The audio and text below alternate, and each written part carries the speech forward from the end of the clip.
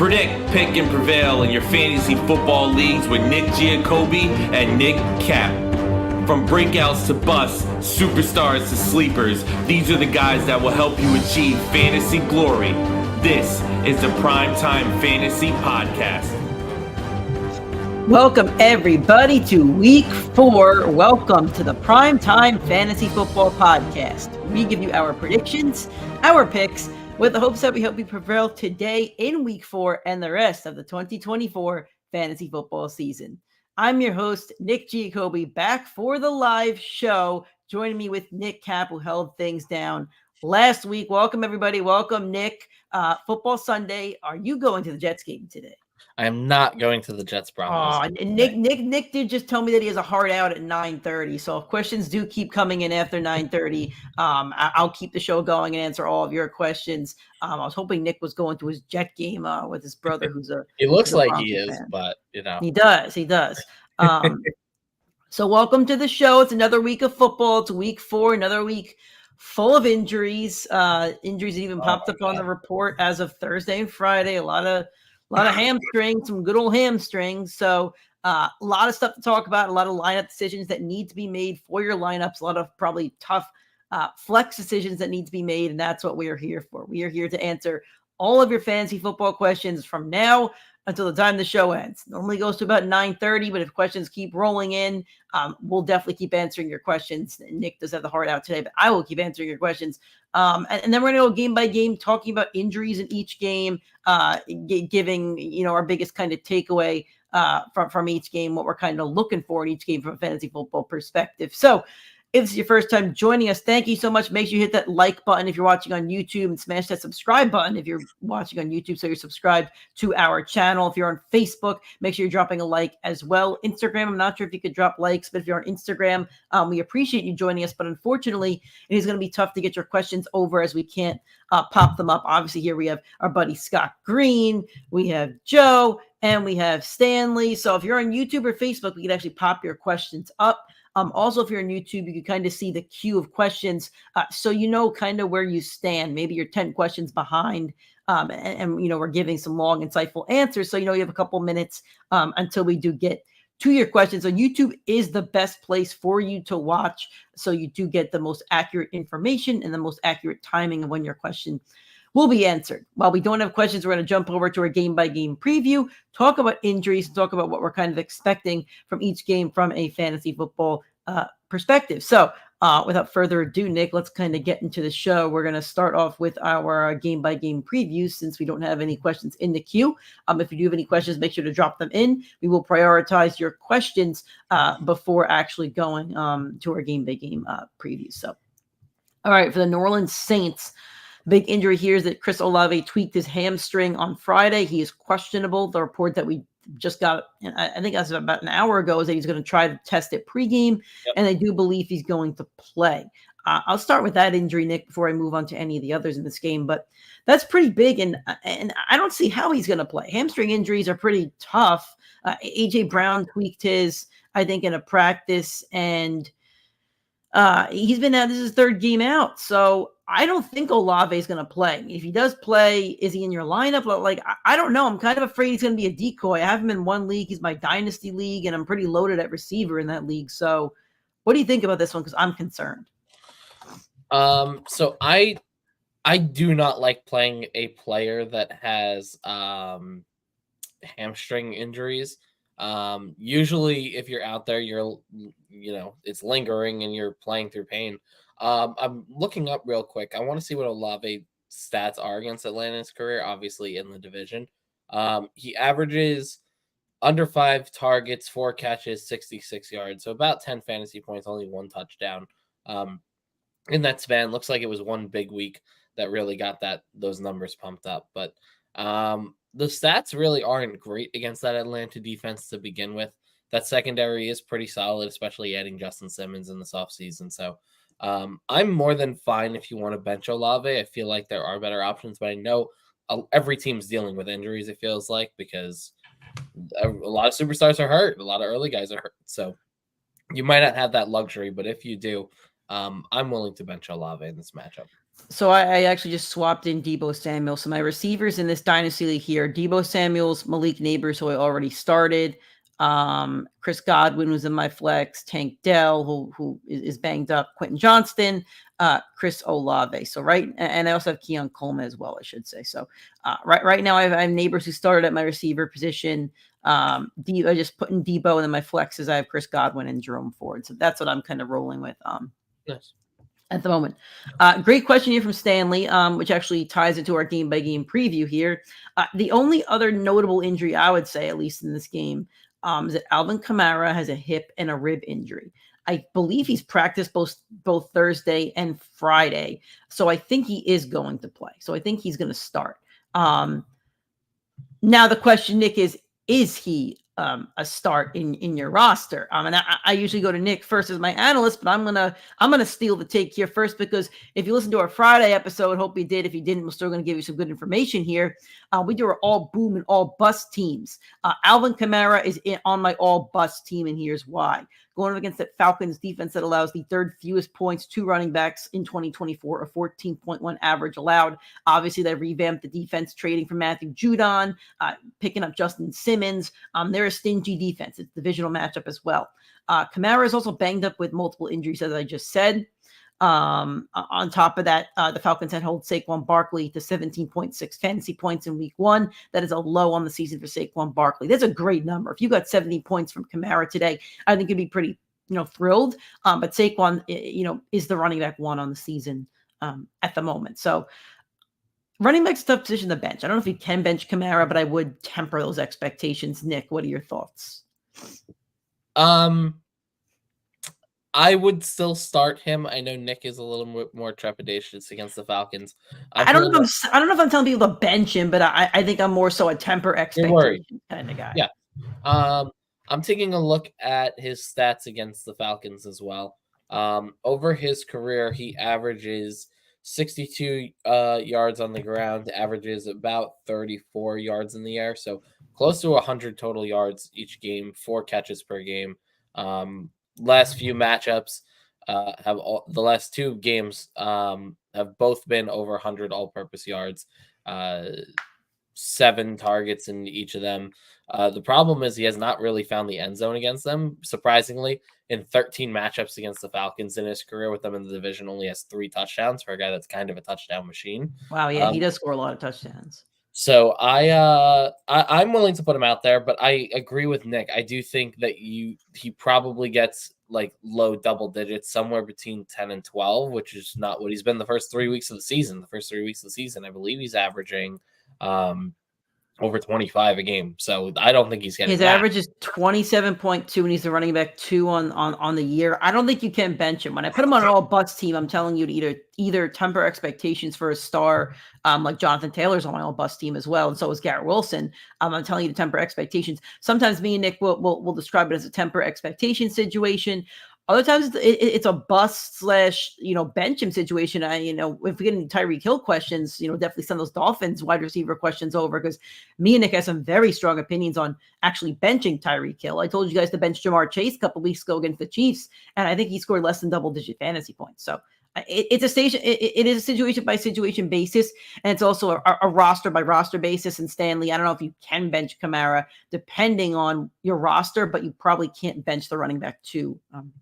On the year. Thank you guys for those that have joined in. If you have questions, make sure to drop them in the comments. We're going to get to them, as quick as possible, while also giving you very insightful answers. We have about 5 or 6 questions in the queue. If you're watching on YouTube, which is our preferred destination for you guys to watch us, you'll see how many questions are actually ahead of you. And we can pop your questions up on the screen as we're doing right now. If you're on Instagram, thanks for joining us as well. Instagram is the only platform that we aren't actually allowed to pop our questions up on the screen. It does not show up on our feed, so Instagram gets a little bit of a delay. So we do recommend going to our YouTube or Facebook channels. If you're on YouTube or Facebook, make sure you're dropping a like on this video and subscribing or following the page. From our buddy Joe, start Tyler Conklin or Mike Gesicki. I think I just picked up Conklin in the league. Me too. I'd roll out Conklin. I like the I think that the Jets are going to struggle to move the ball to Garrett Wilson against Pat Surtain shadowing him. So I think Conklin proved last week that he's someone that Rodgers will lean on a little bit more. And Rodgers historically has liked the tight end position. There's been a ton of guys that have rotated into our fantasy lineups, and I have no problem shooting your shot on Conklin in a very weak tight end here. Yeah, I'm with you there, Nick. Speaking of the old bust team, and then Nick, you can plug yours, whenever you want. If there's a player that we're talking about, I do have Garrett Wilson on my all bust team, and I think Garrett Wilson is a benchable player this week. The Broncos. I have him benched in one league. I don't have him benched in another. I haven't set my lineups yet this morning. I'm very behind on everything this weekend, but the Broncos allow the fewest fantasy points to wide receivers, a 14 average. 14 doesn't sound bad, but all the wide receiver stats are inflated. Surtain's going to shadow. He's been the cornerback one this year. He's been phenomenal. He shut down DK Metcalf, shut down George Pickens. He's one that I would fear. And unfortunately, Garrett Wilson isn't a guy that seems matchup proof. He's not a guy that has been putting up ridiculous stats this year. He's only he's yet to crack 15 fantasy points. In PPR leagues. His highest is 14.3, and that was with a touchdown. You take the touchdown away, that's an 8-point fantasy game. He's also yet to net over 60 yards in a game this season. I think his highest reception total is like 5, which is good, but that's tough. So I actually do like the Conklin play. Last week he had his best game with Rodgers. He had 5 receptions on 6 targets with 93 yards, no touchdowns, but that's okay. Still had about a 15-point fantasy day. I like Conklin. I think there's too much competition there for Gesicki. Chase is back. Tyler Boyd, not Boyd. T. Higgins is back. I think it's a little bit too much competition there. So I would roll out Conklin. I think there's more of a volume opportunity there. Sure. Our buddy Scott Green, thanks Scott for joining every week and asking us very good questions. This is a good one, Nick. I like this. I have Rachaad White and Bucky Irving, full PPR. Who should I start in the flex spot, or should I look elsewhere? They're going up against the Philadelphia Eagles. They are home. The Eagles are about middle of the pack against the run game, I think.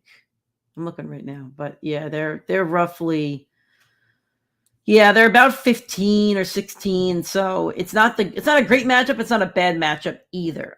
What do you think, Nick? Because this is a tough one. Rachaad White is also dealing with an illness this week. He popped up on the injury report, but he is projected to play. If you have a pivot option, I would pivot. But if you are committed to playing one of these two, I would go Rachaad White. I think Bucky Irving is still eating into that workload and will maybe, I don't know if he overtakes him, but I think he gets closer to the 50% snap share by the end of the season. So once we see that happen, then Bucky Irving can be startable. Right now, he's worth the bench roster spot. Rachaad White is also the PPR guy on the team. He is going to catch those checkdowns. And I think against this Eagles front seven, it's more likely they're going to check it down than run efficiently with Bucky. So I would lean more on the Rachaad White play than I would on Bucky.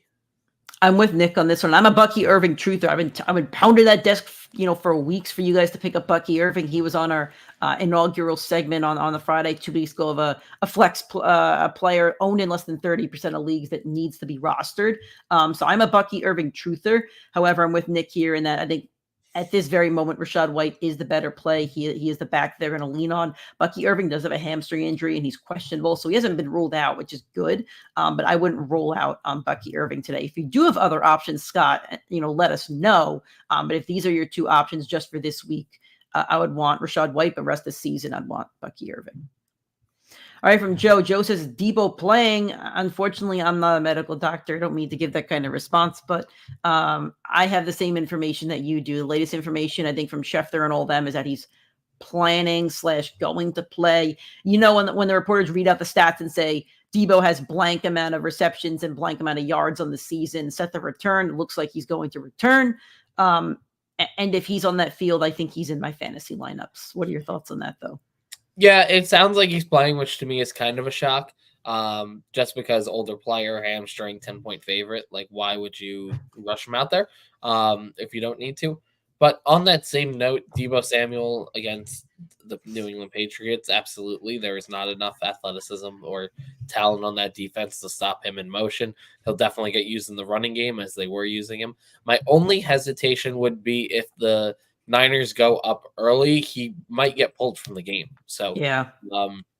But having said that, if that happens, usually that means that they scored 30 points and Debo should be a part of that. So I'm willing to put Debo out there, especially with all the injuries going on. I think he presents more upside than a lot of flexible guys that are either on your lineup or forced into other teams' lineups. So I'm shooting the shot. If he's out there, he's got to be in your lineup.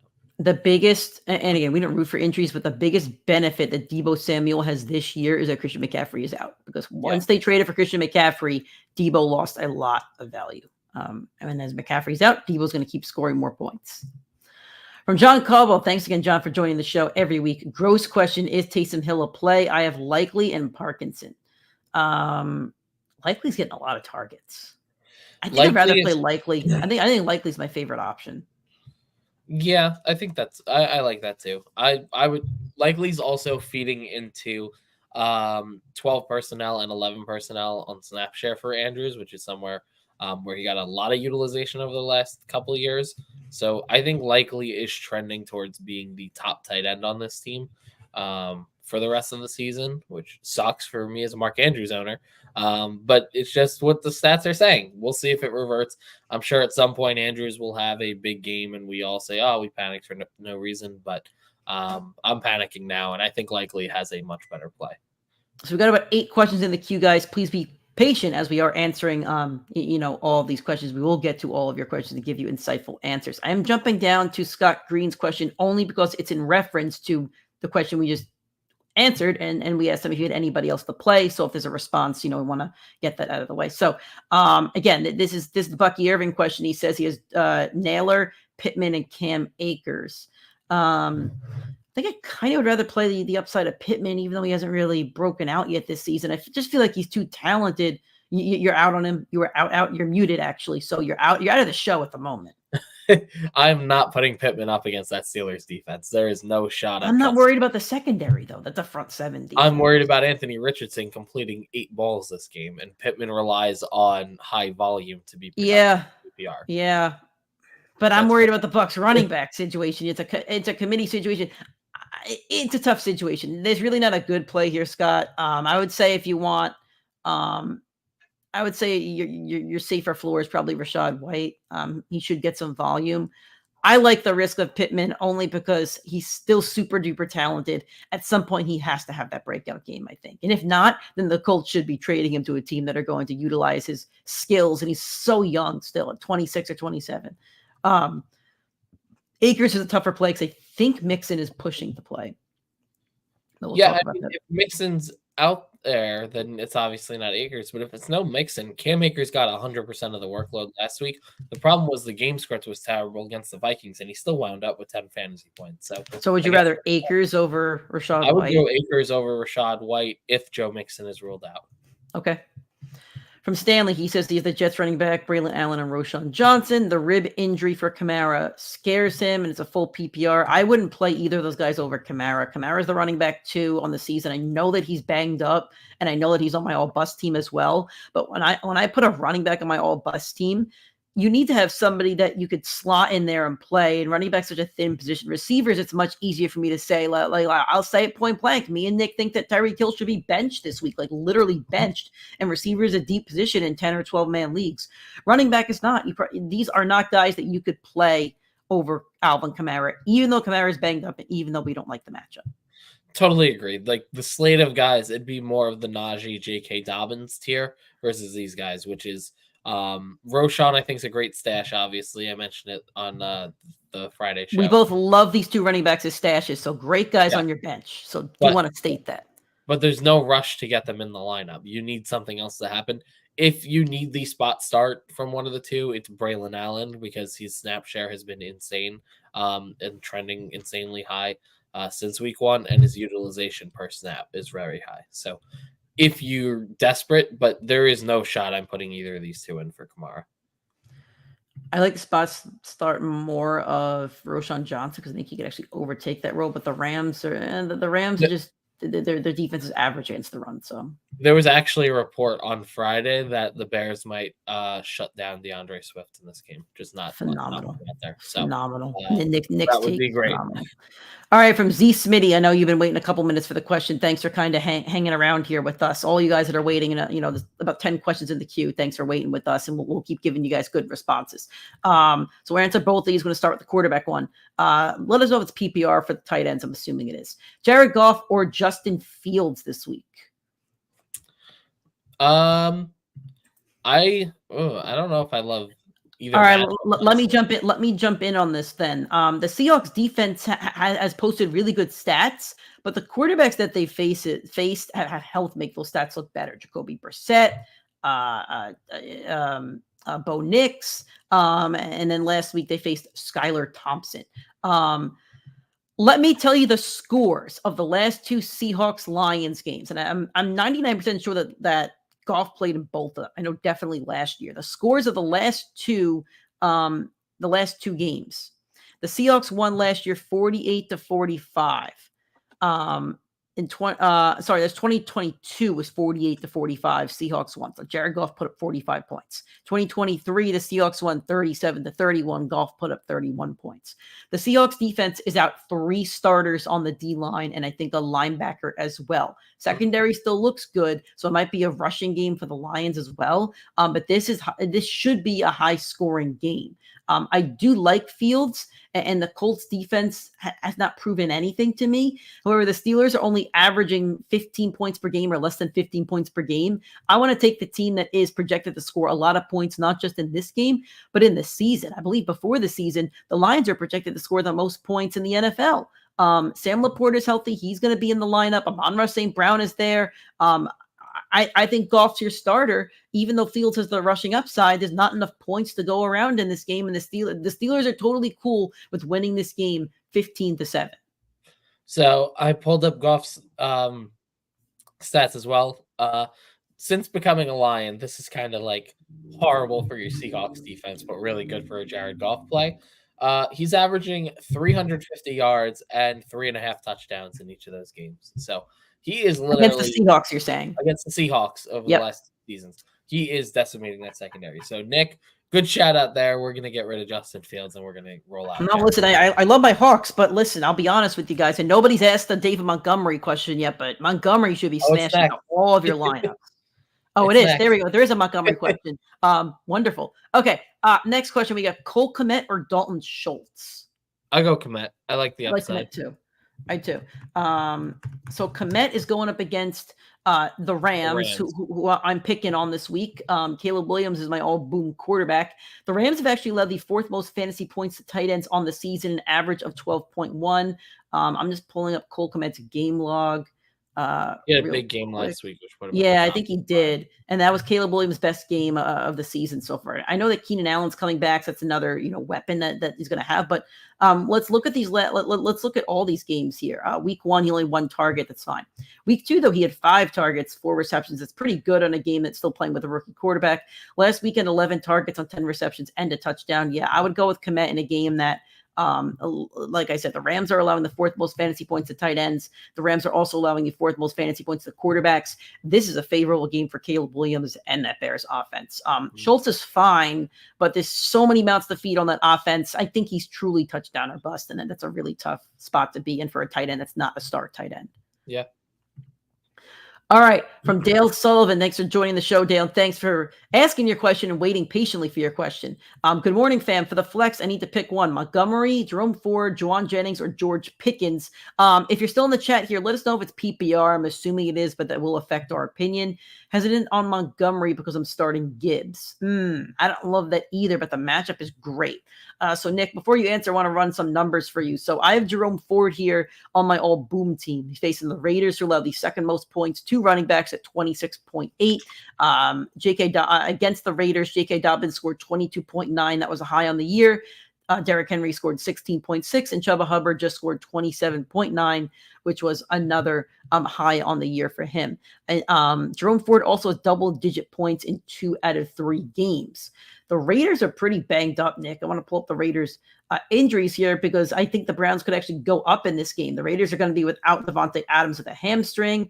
They're going to be without Max Crosby with an ankle. It looks like they're out a tackle, a linebacker. Are they missing Christian Wilkins? I saw he popped up in the injury.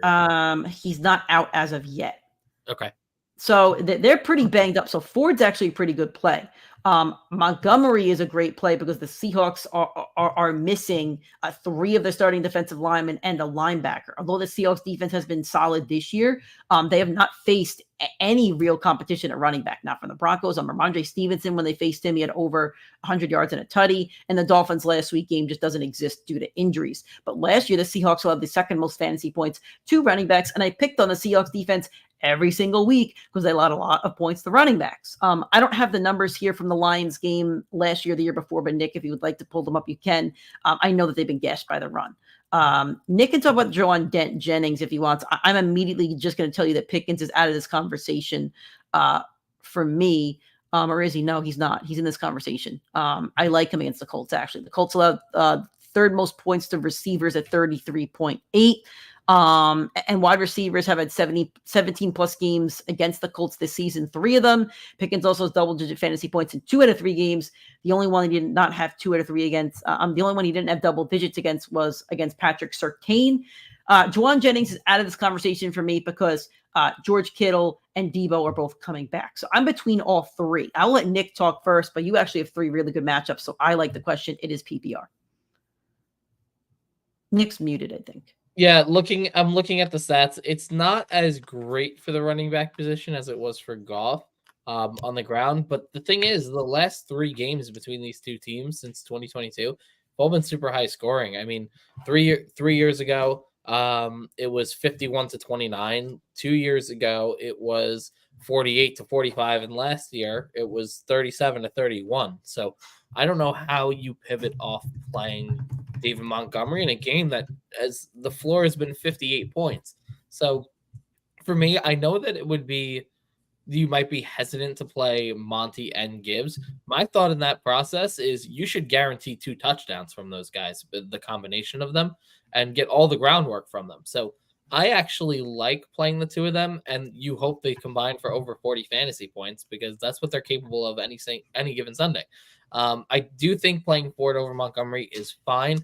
I wouldn't, as much as I liked Jennings, I don't love him as much with Debo now playing. So I would not play Jennings over those 2 guys who I think are safe starts. And then I'm out on Pickens, as like Nick said. Oh, I'm not out on Pickens. I'm in on Pickens, but I would still. Okay. Yeah, he was on my all boom team. So I would rank them as Montgomery, Ford, Pickens, Jennings. If you really don't want to play both Lions, play Ford because he does have a good matchup, like I just read. But I think Montgomery's a good play. That's fine. All right, from Z Smitty, Cole Kmet, Dalton Schultz, Pat Fryermuth, or Zach Ertz, which is the best play? I know we just talked about Kmet and Schultz. I still like Kmet out of all these guys. Yep. I don't think Fryermuth's playable. I agree. From Travis Webb, Travis, thanks for joining the show, and thank you all the rest that we're answering these questions for. Thanks for kind of sticking with us. I know, again, you're waiting probably about 10 minutes, but we're trying to give you the most insightful responses that we can. J.K. Dobbins or Braylon Allen, full PPR. You mentioned your Dobbins with a questionable tag. Joe Alt, and he's facing Kansas City, makes him hesitant versus the Braylon Allen snap share. I still like the Dobbins play. Braylon Allen is a backup against Breece Hall, who's arguably the best back in the league. I think I can't bench Dobbins. I agree. I don't like Dobbins this week. I do hate the matchup for him, but at the same time, I'd rather the guaranteed 12 touches from Dobbins than what you might get from Braylon Allen. Dobbins' numbers are 22.9, 20.1, and 8.4. Last week, they faced the Steelers defense, who at the moment are the best defense in the league, statistically at least. The line does worry me. Slater's out, Alt's out, Herbert's questionable, but if they're playing Herbert, they have to have a game plan, and Harbaugh loves to run the ball. I would go with Dobbins. The only thing I would say is the way for the Chargers to beat the Chiefs in this game is what you saw from the Giants and the Cowboys on Thursday. It was smart coaching, run the ball down your throat, manage the clock. Like, that's what the Chargers are going to try to do. So this should be a very low scoring game overall. But they're going to manage the clock. They're going to run the ball with Dobbins. And as long as he's picking up first downs, they're going to keep going to him. I just don't know how efficient he can be going up against Chris Jones, Nick Bolton, Karlaftis, all that athletic front seven is going to be the toughest he's faced. I know the Steelers are tough too, but that is the toughest front seven for a running back. So I'm not a big fan of that matchup. Yeah, just the match again. Running backs are tough because I think Dobbins is on your all bust team, Nick. But again, like it's tough to bench a running back. Yep. See some thanks in the chat from Dale and from Travis. Thank you guys for answering the questions, and thanks for waking up early to ask us questions. If you haven't listened to the show before, we're the Primetime Fantasy Football Podcast. Every single Sunday we're live, 8:30 a.m. Eastern Time, YouTube, Facebook, and Instagram to answer your fantasy football questions. If you're watching this video and you're enjoying the live, make sure to drop a like on it. Please subscribe to the YouTube channel. We also give you 2 shows during the week. Those aren't live, but they are available on our YouTube channel and our audio streaming platform. So appreciate you guys for the support, and we want to keep helping you guys and talking fantasy with you guys. From NBA Champs, I think that's the Celtics logo. We don't love those Celtics on this show, but we will still help you out. Tatum, yeah. Yeah, we don't love. We're Knicks guys on this show. All right. Oh yeah. Help. Do I trade Mike Gesicki, Juwan Jennings, and Tony Pollard for McBride? Jennings and Pollard are both on my bench. If you have the running back depth, then yeah, I would. Running back's a tricky position, so I would like to know who your backs are because you might need Tony Pollard. So if you're still in the chat, let us know who your backs are. But if you're not playing Pollard on a week-to-week basis for the most part, yeah, go get a top tight end. Juwan Jennings is going to be droppable after this week, with the 49ers healthy. And I don't care for Gesicki. He's fine. Yeah, agreed. All right. From Shades, rest of season, Michael Pittman or Darnell Mooney in standard scoring? I think it's still Pittman. I would actually go Mooney just because the standard scoring. Pittman's only going to be productive then with touchdowns because he's not catching the ball past 8 yards, 10 yards on this team. So you're going to need 10 for 100 yards for Pittman's 10 points. Mooney's got more touchdown upside week to week. He's catching the ball 20 plus yards down the field. I think Mooney in standard is a higher upside week to week. Both of them are flex options. So. We need to get Michael Pittman off of this team. We need to kidnap him. He's got to get out of there. We need to get him out of there. Yeah. From Z Smitty, Schultz has no Tank and potentially no Mixon. Komet has Keenan back today. Also, Vegas is leaning Schultz for yards, receptions, touchdown odds. If you like Schultz more, go with Schultz. We'll provide you with the information that we can provide you with, but it's all a betting and guessing game in fantasy football. So if you prefer Schultz, go with him. I would rather go with Komet, knowing that the rookie quarterbacks do lean on tight ends. And it seems like Caleb found a connection with them last week. I like the snap share and I like the targets that he got. Even though Keenan's coming back, I think he's a bit banged up. I think he could be a decoy. Yeah, listen, I mean, when we're talking tight end, we're always going to talk upside. And Komet's shown us the upside. Dalton Schultz has been a guy since Dallas that we kept saying will break out, will break out, will break out. He never has. And if you want to talk about crowded teams, I mean, the Texans are definitely one of them. I know you're talking about no Tank Dell and no Mixon. Mixon doesn't matter as much for the passing game as you would think. That will rely on Cam Akers for that. And Dalton Schultz is going to be mostly touchdown or bust. He would have a real outlier game to have 20 plus fantasy points, which, it's possible, but you're banking on one of these guys getting 10. I think it's more likely Komet gets to 10 than it is for Schultz. Schultz is going to need the touchdown to get there. Komet can get it in the air. Yeah, and the Jags aren't a favorable matchup either. They're not a bad matchup. They're middle of the pack against tight ends, but it's not. Yeah. It's not like it's a crazy good matchup.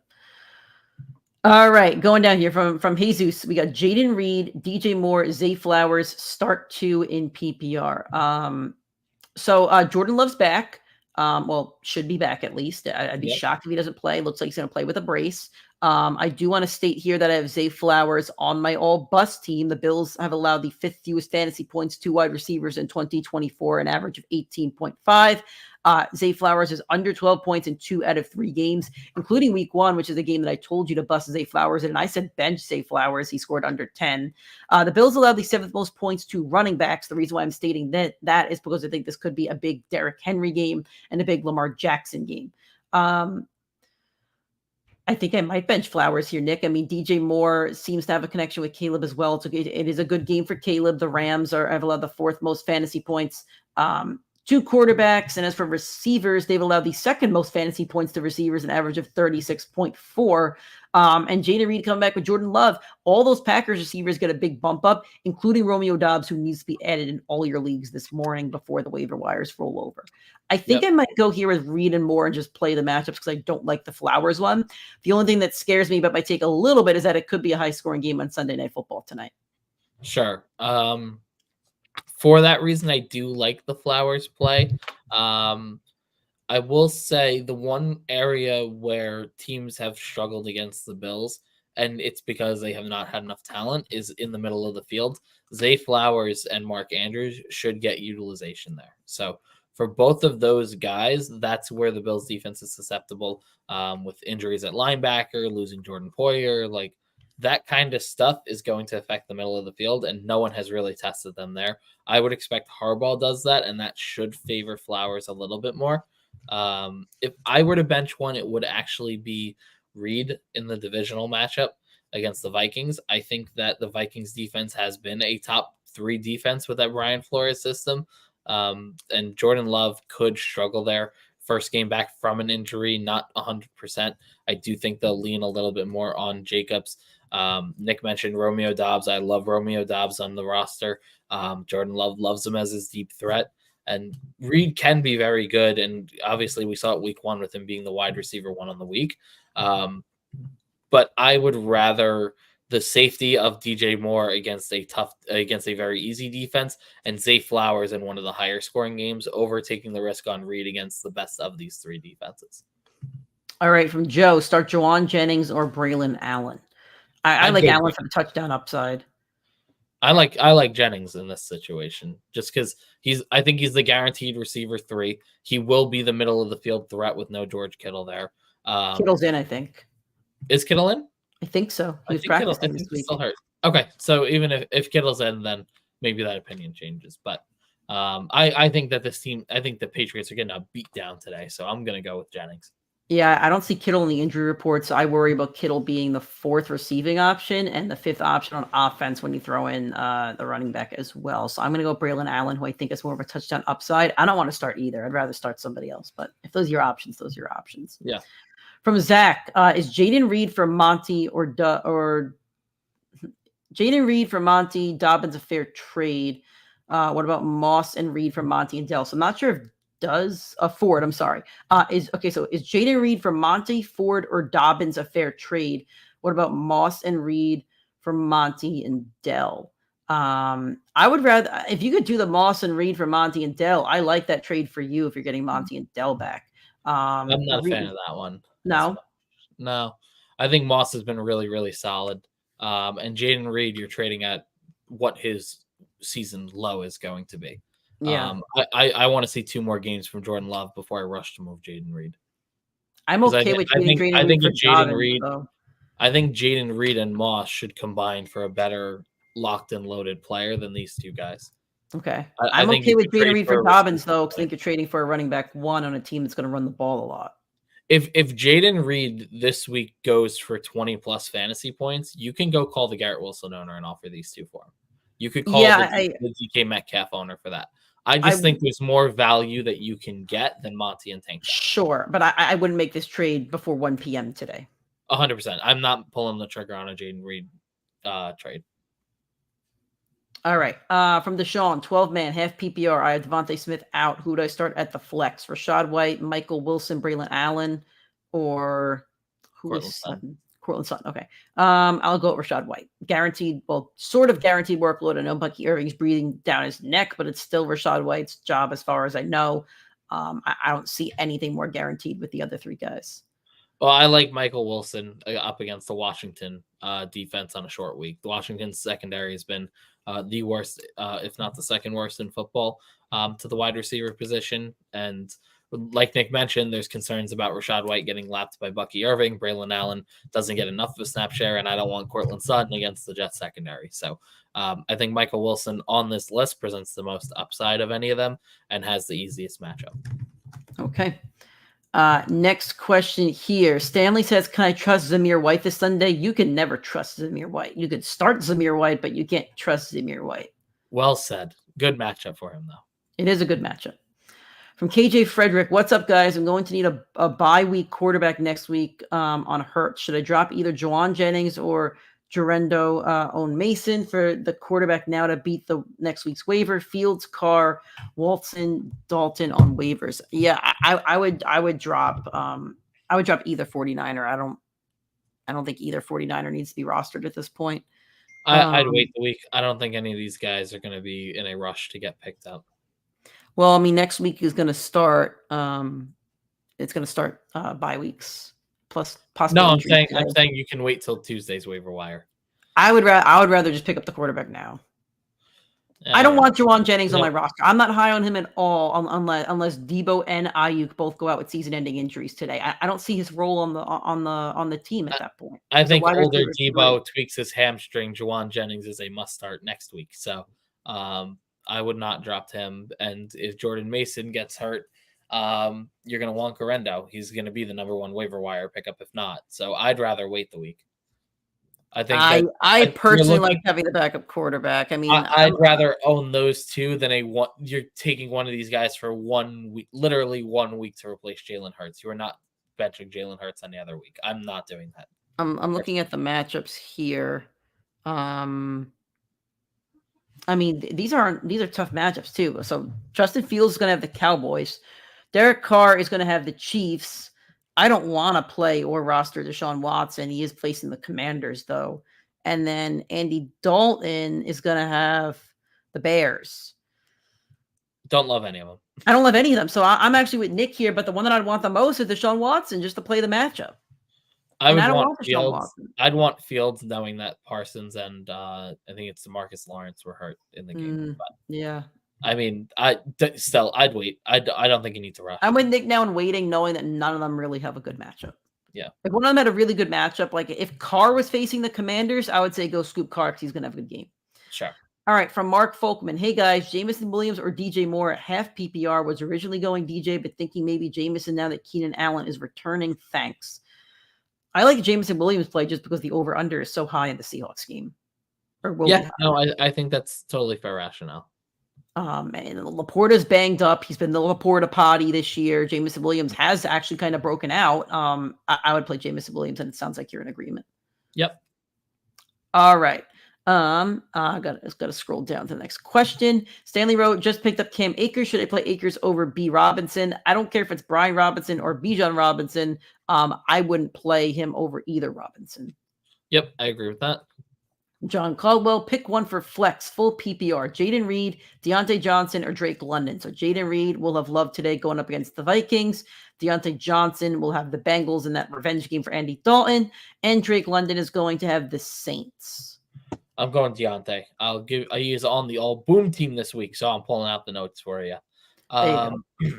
So he obviously Thielen's now injured, which definitely helps. This take. But last week he had the biggest game of the season that he's had with Andy Dalton, 26.2. He had 14 targets, 8 catches, 122 yards, and a touchdown. Deontay getting not a revenge game, obviously, because he didn't play for the Steelers, but he has played against the Bengals secondary for most of his career. He averages over 9 targets per game in that span. Andy Dalton gets the revenge game against the Bengals secondary on a short week that stinks. I think that Deontay is guaranteed to have passing game workload. I think he has a ton of upside and touchdown upside in this matchup. We've watched the Bengals for back-to-back weeks allow a ton of points. So I'm willing to bet on Deontay Johnson having a big week and locking him in. I'll back Nick in this one. I would say your safest play is Deontay Johnson. Your high risk, low or your low ceiling, high floor is going to be Jaden Reed, who could easily break out. The Drake London play worries me against the Saints. I'm sure his numbers against the Saints aren't great. I don't have them pulled up, though. Marshall Latimer will probably be shadowing him. Tyrann Mathieu still back there. I think the secondary for the Saints is, for the most part, been pretty solid this season. So, I worry about the London play. Dale Sullivan again. I traded George Pickens for Xavier Worthy, Ridley, and Chase Brown. Did I lose on this one? I think you kind of got good value there, actually. Pickens isn't. The Steelers aren't going to score a lot of points, like at all.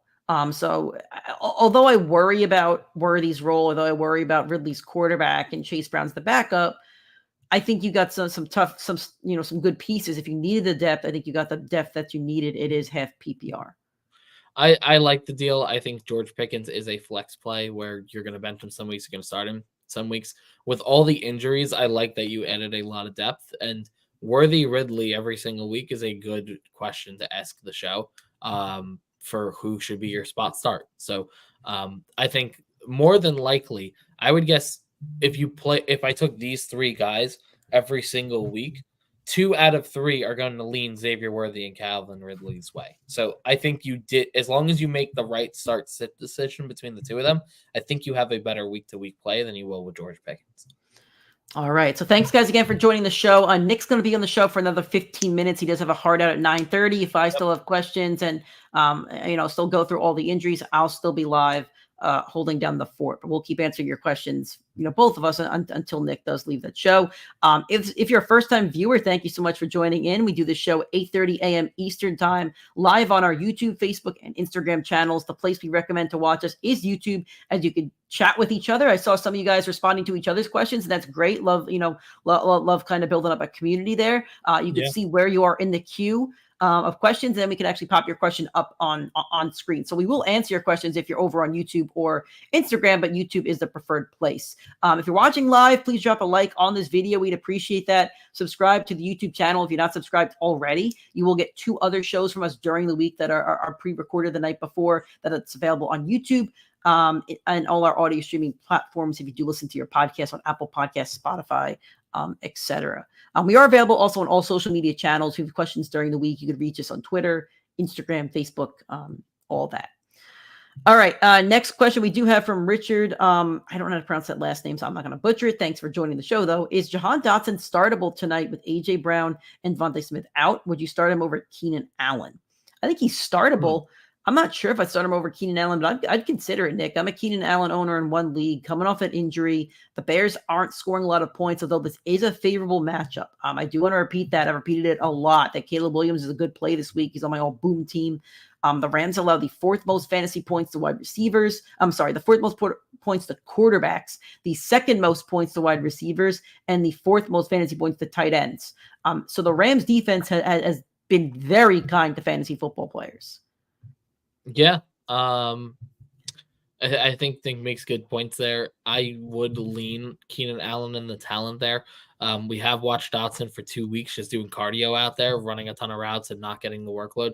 With Devontae out, there's definitely more upside for him in this matchup, but I'm still not comfortable. I know they used the 3rd round pick to get him, which makes sense considering the situation, but the utilization has just been really rough. So Dotson has the higher upside for sure. He could totally go get you 8 for 90 and a touchdown in this game, but I think it's a little too risky where Keenan Allen should garner 8 targets no matter what workload he's getting on that field. I want to note that the Bucks have allowed the 10th fewest points to wide receivers. They're also playing in Tampa, so it will be a hotter game for Philly. And the last time that these two teams played, Philly got decimated, I think. I think they got decimated in the playoffs. I just want to look up the score of that game because I'm pretty sure it was 32-9. So the Eagles are out their receivers, really the same coaching staff on the Bucks, at least, the same head coach, a lot of the same defensive players. I think Dotson's very startable, but I think I would rather start Keenan Allen. I think I'd rather play the matchup here. I kind of wouldn't be surprised if the Eagles got slapped. It's a funny. Yeah, I think Keenan Allen's the safer play. Dotson's the higher upside, but lower floor. I think we're aligned on that. From Deshaun, his 16-man league question. We like this every week. At tight end, start Colby Parkinson or Jonnu Smith. Yeah. That's a not fun one. I will go with... Parkinson hasn't proved anything. Ugh. I know. I'm going to go with Jonnu Smith because we have Snoop starting for the Dolphins. I was going to say, if it's Snoop, and anytime there's a funky situation like Andy Dalton last week, I don't care how bad the Dolphins are, throw it out the window. It's a funky situation, funky starter. My only concern is the Titans have allowed the 2nd least fantasy points to tight ends at 2.3. man. And the Rams are going up against the Bears, and the Bears are another kind of stingy defense. They're actually against the tight end. They're actually not as impressive as other positions. I'm going Jonnu Smith. Give yourself something to root for in that crappy Monday Night Football game. Snoop has to throw to somebody. Like, go with Jonnu Smith. I'll roll out Jonnu Smith because I don't like the Parkinson matchup. Parkinson has not proven anything. Like what's his highest target spot? I mean, at least Jonnu Smith week 2 against Buffalo had 7 targets on 6. I mean, 6 receptions on 7 targets. Yeah. I want to look up. We do have I guess breaking news. We could call it on CMC. He is officially back from Germany, and he's able to run on hard ground this week. He should be back by at least early November. So about another month. We'll see. But it sounds like I don't know if they put him on the IR knowing that, but it sounds like he is going to miss another 3-4 games. Bust of the year right there. That's your bust of the year. Yep, 100%. What has Parkinson done game log wise? Let's see. The only thing that he really has going for him is snap share and top weapons are out. So I think the Bears defense might decimate them this week. Yeah. Even last week in San Francisco, only had 5 targets in the game. They scored 25 points. Yeah. Against Arizona, was not a good defense, only had 2 targets. So I'll go with Jonnu Smith for the fun of it. That sounds really bad, but you're hoping for a touchdown. I'll go with Jonnu Smith for the fun of it. We'll go with Jonnu and Snoop. From John Caldwell, Tyreek Hill was on my bench till Adams got injured. Dropped Cordell Patterson to play Trey Tucker over Hill. There's a 12-man, 2 flex. Other wide receivers are Pickens, Deontay Johnson, and Quentin Johnston. So are you starting these receivers? Just want to make sure. Are Pickens, Johnson, and Quentin Johnson on your bench, or are you starting them? I'd play Tyreek. I can't physically bring myself to play Trey Tucker over him as much as I don't like I cannot either, but I'm more curious about the other receivers. Starting Pickens and Deontay. What about I guess he's starting Quentin Johnston too. Yeah, you have to play Tyreek Hill over Trey Tucker. Yeah, we want to bench Tyreek Hill this week, but we're not that like crazy. We're not going to go that far. Yeah. So. From Shannon Carter, thank you for. Is Walker in his other flex? Can you just tell me your roster, please? Your starting roster, just so I can kind of picture this in my head. I wish we could share photos on this show. I wish you could respond with a photo. Can you please just tell us your starting roster for today at the moment? Let's do that. Make it nice and easy. Then we'll come back to you. From Shannon Carter, with McBride out, should I start Higgins or Kraft? I go Higgins. I didn't even know that McBride was out. I wasn't aware. Me neither, but I don't roster him. I know he's questionable. Oh, it's a concussion. I guess they ruled him out on Friday. So this isn't T. Higgins. I think this is the Cardinals' backup Higgins. Oh, okay, got it. Isaiah, maybe I'm just looking it up because I remember I looked at him earlier for a tight end play as well. Elijah Higgins. Okay. So it's Elijah Higgins or Kraft. Let's see. We got to do a little quick research here on both of our sides for this one. I think I'd go with Elijah Higgins just because of the upside opportunity. Listen, the matchup's great against the Commanders. I know they have Marvin Harrison, but I don't see a number 2 target that's really garnering a ton of targets. It was McBride. So Kyler Murray does like throwing to the tight end. I'm not really high on Tucker Kraft, especially when Love's coming off the injury. I think it's going to be a lot of running from Josh Jacobs. And anybody that gets the targets will probably be any of the 3 receivers that he likes. So I'll just swap in Higgins, knowing the matchup is really great. The Commanders are bad. Like they are bad at everything on defense. There's nothing they're good at on defense. I will ask the question: who else is on the waiver wire at tight end? That's a good question. I don't love either of these two. But that's a good question to always ask. I'm sure it's nobody better, but yeah. Probably not. All right, from Joe, dealing with a lot of injuries right now. Start Jahan Dotson or Emmanuel Wilson. I will go with Jahan Dotson. I would go with Dotson as well. Okay. From Scott Green, full PPR, the Minnesota defense or the Cincinnati defense? I do appreciate the full PPR tag, although I will let you guys know PPR does not matter for the defenses. I like the Minnesota defense, man. They've been very good. It's a tougher matchup with Love coming back, but I don't know. Cincinnati just feels a little bit like a trap game, and I don't really want to play the trap game. Yep. Agreed with Nick. For John Caldwell, Fields. I'm sorry, this is roster. So Fields and Goff. He's starting Najee, Jordan Mason. Then at receiver, he's starting Pickens, Deontay, Pickens, Kelsey, Freiermuth, Tyreek Hill, Kenneth Walker. Yeah, if those are your starters, then yeah, roll with what you got. Yeah, I'm not playing Quentin Johnston over Tyreek Hill. I'm not playing some of the other guys you mentioned. I would not pick up Trey Tucker for him. I'm happy to roll out Tyreek in that situation. Yep. From South Sea, are you starting Zach Moss or Najee Harris? If Mixon plays, he's starting him over either one. If Mixon is on the field, he's in my lineup. Yep. So let's assume he's playing for the sake of rankings. Is Najee on your all boom team? I think he is. Najee is on my all boom team. All right, I'm gonna let you take the question. I'm gonna go and run and grab a charger because my computer is very close to dying. So great. Sure. So I'll let you speak about Najee Harris for a minute.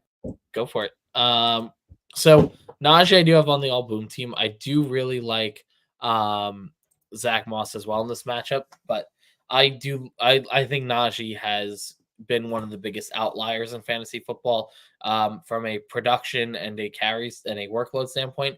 Right now, he's got 55 carries through 3 games. He has not hit his head on the goal line, no touchdowns yet, which is a big reason why he's not ranked higher for your fantasy team and in the fantasy rankings.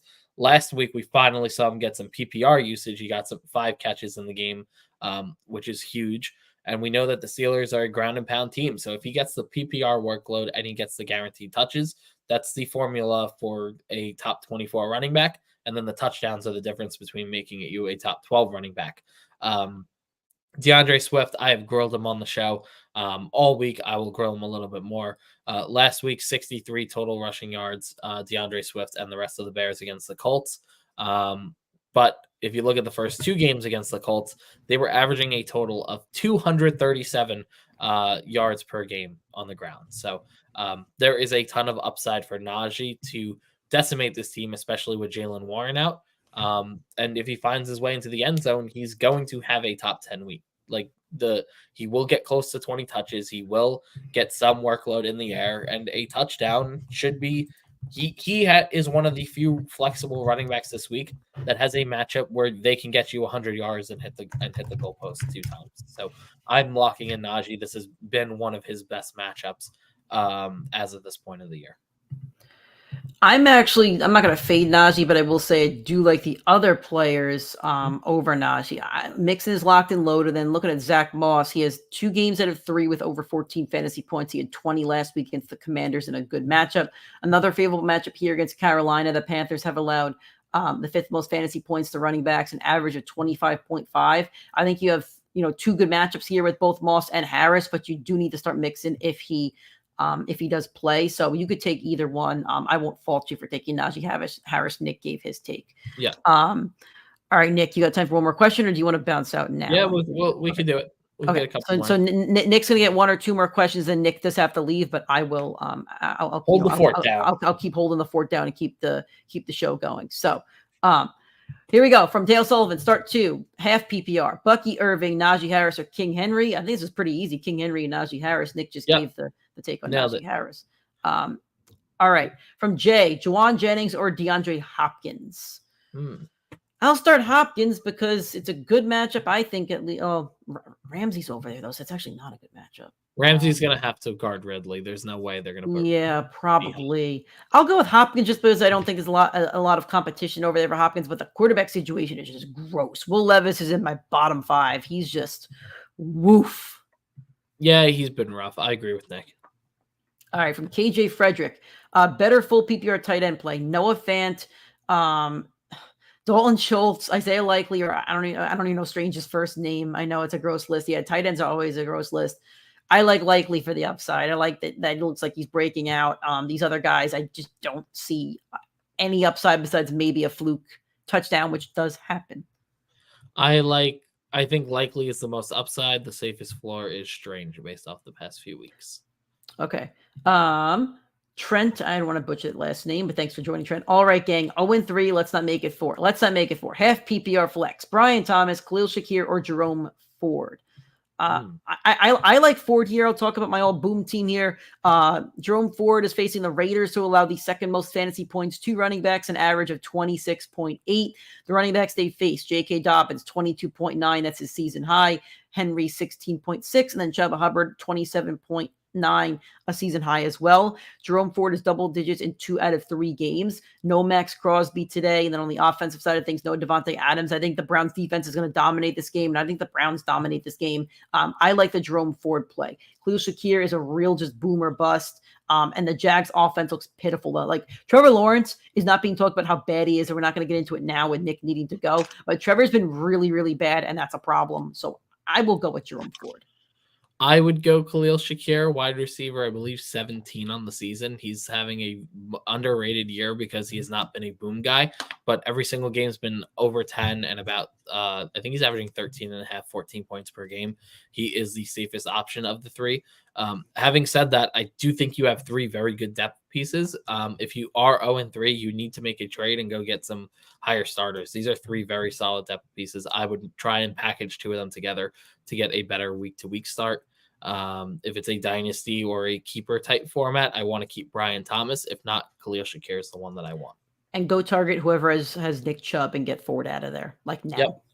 All right. I got to hit the split button. Off. Thank you, guys. Nick, hold down the fort. You know what to do. Yeah, I'll see you guys hopefully on the Tuesday waiver show. All right. As Nick just mentioned, we do have a Tuesday waiver show. We do 2 shows during the week for you guys. Tuesday is our waiver wire and weekly recap show. And then Thursday/Friday, normally Friday, we give you guys our all boom and all bust team for the upcoming week. And we do give you a sleeper on the waiver wire that you should be picking up before the weekend. So make sure to check out those shows. They're available on our YouTube channel and all our audio streaming platforms. I'm going to keep answering your questions until the questions end. And then I'm going to run through every single game and talk about the injuries in each game, just so you are aware of those injuries. For John Caldwell, would you play the Titans defense with Tyreek Hill in the lineup? I have the Packers. If not, I don't like doing that, but the Titans defense should still get a couple sacks, maybe a pick or 2. I probably would play the Titans defense, although the game is kind of funky with Snoop coming into the game. John wrote, KJ likely 6'4" and was the first read of week 1. Mark Andrews is messing up the likely train. Yes, he is. I drafted Mark Andrews around 4 in one of my big money leagues, and I'm not thrilled about it. I don't know any fantasy analyst that did see this coming from Mark Andrews.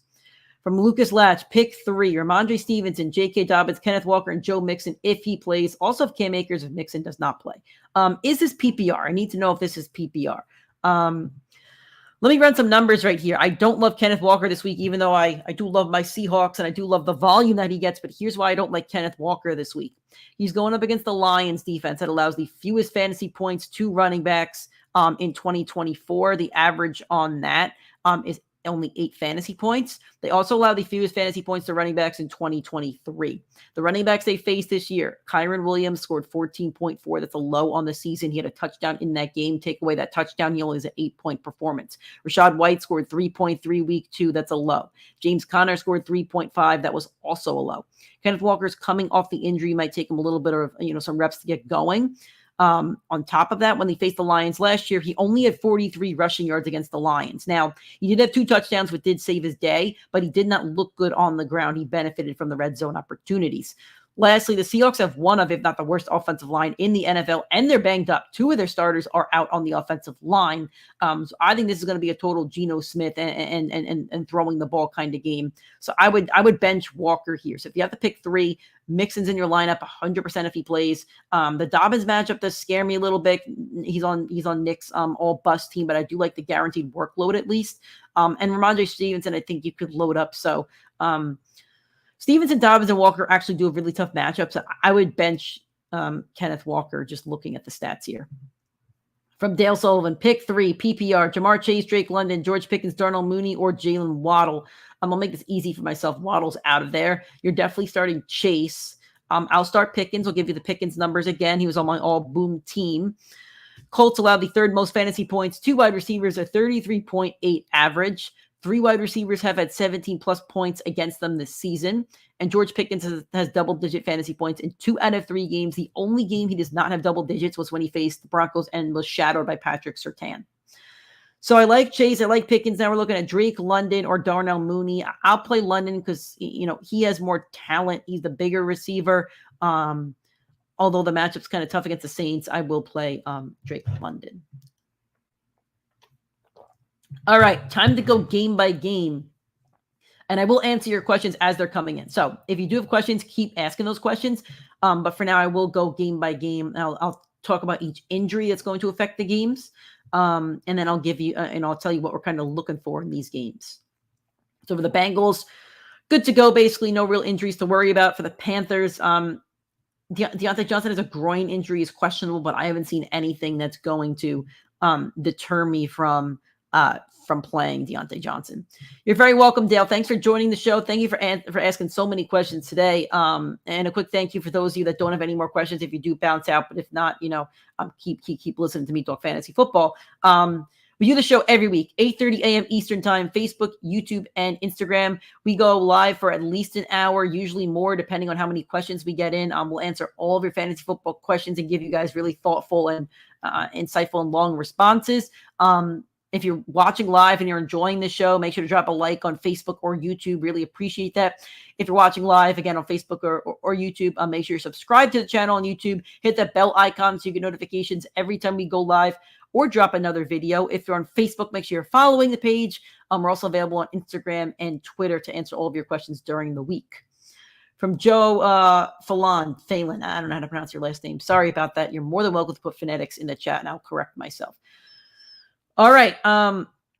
Jalen Hurts going up against the Bucs or Jaden Daniels going up against the Arizona Cardinals. I know a buddy that actually had this situation this week, and he traded away Jaden Daniels. So you're looking at, let's see where they are in the season right now. I think they're both top 5, I think.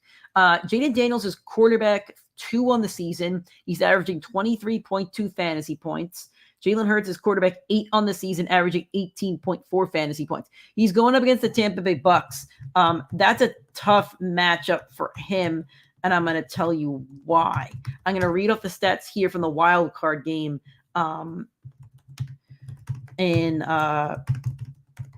This was in January. It was in Tampa. It took place this past year, and the Eagles are pretty healthy. They hadn't kind of hit their groove yet, but the score was 32-9. So I'm going to read off Jalen Hurts' stats here in this game. Hurts was 25 for 35, 250 yards and a touchdown. He only had one rushing attempt for 5 yards. That's a really bad fantasy game. Now he's going to be without both Devontae Smith and he's going to be without A.J. Brown. So it's going to be a really tough matchup, I think, for Jalen Hurts. Going up against the Tampa Bay Buccaneers, who actually have been favorable to quarterbacks. They've allowed the 8th most fantasy points to quarterbacks. Jaden Daniels facing the Arizona Cardinals, who have allowed the 14th most fantasy points to quarterbacks. But I would play Daniels here. It's the better matchup. And I think at quarterback 2 on the season, I think he's kind of proved he's matchup proof at this point. Maybe if he's facing like the Jets or the 49ers, a really tough defense, but I'm not scared of the Philly defense. So I would actually play Jaden Daniels. I love the rushing upside. I love the fact that the Commanders haven't punted in 2 weeks. That's crazy. So more opportunities on the field to score fantasy points, more opportunities for touchdowns. I would go with Daniels here. Hurts has a really tough matchup. Going back to game by game, Bengals and Panthers. Here's what I'm looking for on both sides. For the Bengals, I'm looking for them to really get going here because you cannot start 0-4. If you do, it's a fire sale. So maybe that's not a fantasy football take, but I think they have to get rolling, and that is a fantasy football take. I think Burrow has to really spread that ball around. I think Higgins has to have a good day. Chase should have a good day, hopefully. For the Panthers side of things, I want to see what the team looks like with Andy Dalton. Obviously, they beat the Raiders last week, but is this going to be a trend? Will Dalton keep starting? Will Dalton look good? Or is that a 1-week thing just because of a fluke backup starter that came in? And I want to see how that affects those wide receivers for sure, like Deontay Johnson, because if Dalton looks good, you might be able to add him as a backup in certain leagues. If Deontay Johnson looks good with Dalton's not going anywhere, and that means Deontay Johnson will be in your lineups for the foreseeable future. From Gustavo Trevino, Sam Darnold or Justin Fields, quarterback 1, half PPR. So thanks always for saying PPR, guys. We do appreciate that. We'll let you know in the future that quarterbacks PPR doesn't actually affect them. So Sam Darnold is going up against the Green Bay Packers, and Sam Darnold is the quarterback 4 on the season, averaging 19.9 fantasy points. Good performances against the Giants, the 49ers, and last week against the Texans. Justin Fields is quarterback. You scroll down the list. He's a little bit further down the list. He's quarterback 19, average of 14.2, 11.9, 11.4, 19.4. Going up against the Colts. So I actually do like Fields' matchup a tiny bit more against the Colts. However, the Steelers just don't score points. They want to win gritty, low-scoring games, and it's not going to help your quarterback who needs to score points. He needs to throw a couple touchdowns or run for a touchdown. I'm going to go with Sam Darnold. I don't think he's really given you a reason not to trust him at this point. And I think the Vikings, are they home? Because that'll make me like Darnold even more. They are home. So they're home against I'm sorry, that was last week. They're away. So I don't like Darnold as much if he was home. But I'm still going to start Darnold. He's proven against the 49ers, who are arguably the best team in the league, arguably best defense in the league. He's proven that he could put up a really good fantasy performance. Jefferson will be in there, obviously. I believe Addison's in there as well, just to see how healthy they are. No injuries for him. Yeah, I'll go with Sam Darnold here, which is a crazy conversation that we're even having. But yeah, I'd go with Sam Darnold. Okay, next game I have here, the Los Angeles Rams at the Chicago Bears. Cooper Kupp is still out. A lot of players are still out for the Rams. As for the Bears, it looks like Keenan Allen is going to play with the heel. He's going to test it pregame, so make sure you watch that. Here's what I'm looking for in both games. How valuable can Stafford be?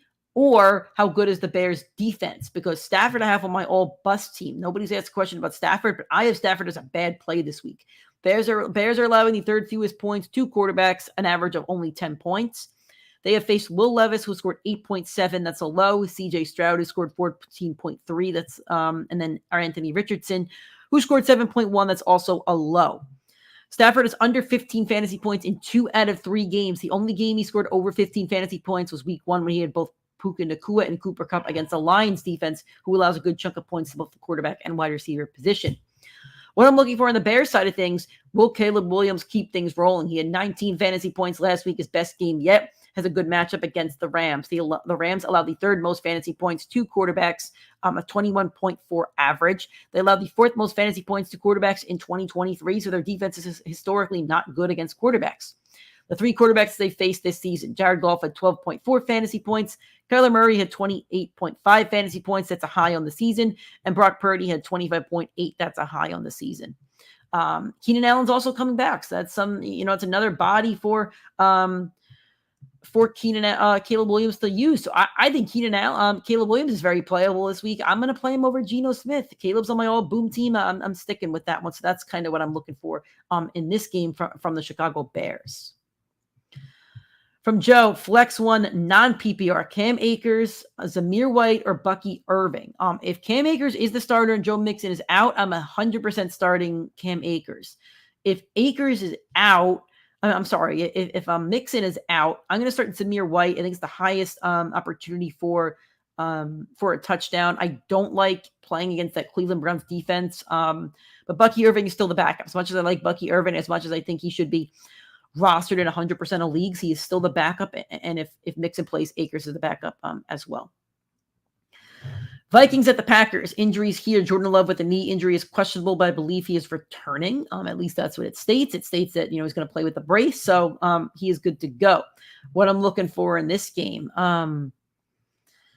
I want to see how legit the Vikings defense is. They've looked pretty legit so far this season. I want to see the matchup between the Vikings defense and Jordan Love returning. People are really high on Jordan Love, but he is coming off the injury. Is the Vikings defense going to continue to dominate?